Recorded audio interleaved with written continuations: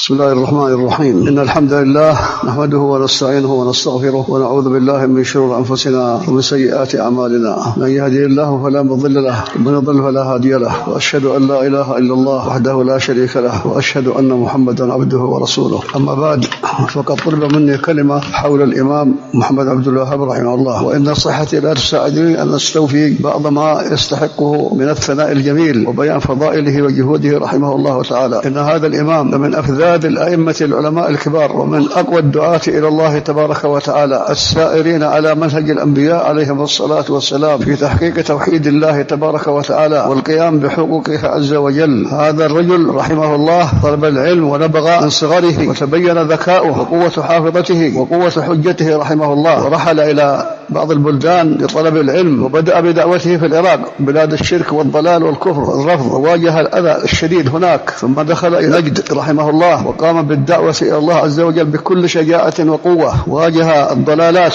الجاثمة على أهل الجزيرة من الشركيات والبدع والضلالات والفتن وسفك الدماء وما شاكلها. جاء في وقت كان الجزيرة في غاية الانحطاط عقائديا ومنهجيا وسياسيا وغير ذلك، ونهض رحمه الله بالدعوة إلى الله تبارك وتعالى بكل شجاعة وقوة، وبدأ هو وحيد بهدم قبر من قبور المعبودة، وثارت عليه الفتن رحمه الله تعالى، وهاجر من البلدة التي ثار عليه فيها إلى ديار آل سعود محمد بن سعود رحمه الله، فآواه والتزم له بارك الله فيك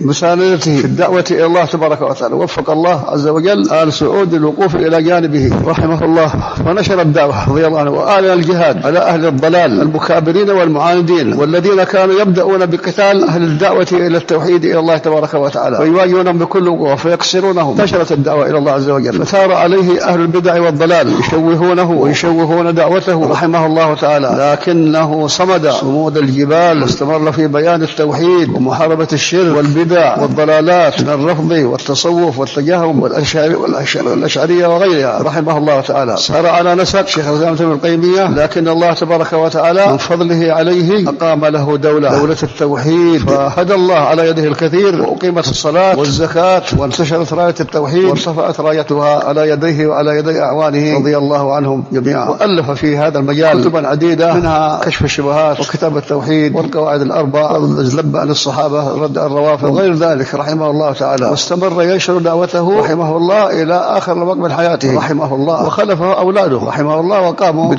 نهضوا بدعوته وشرحوا بعض مؤلفاته ككتاب التوحيد، شرحه الشيخ سليمان بن عبد الله بن محمد بن عبد الوهاب رحمه الله في كتابه تيسير العزيز الحميد، وشرحه الشيخ عبد الرحمن بن حسن في كتابه فتح المجيد. بينوا ما في هذا الكتاب الفذ الذي قل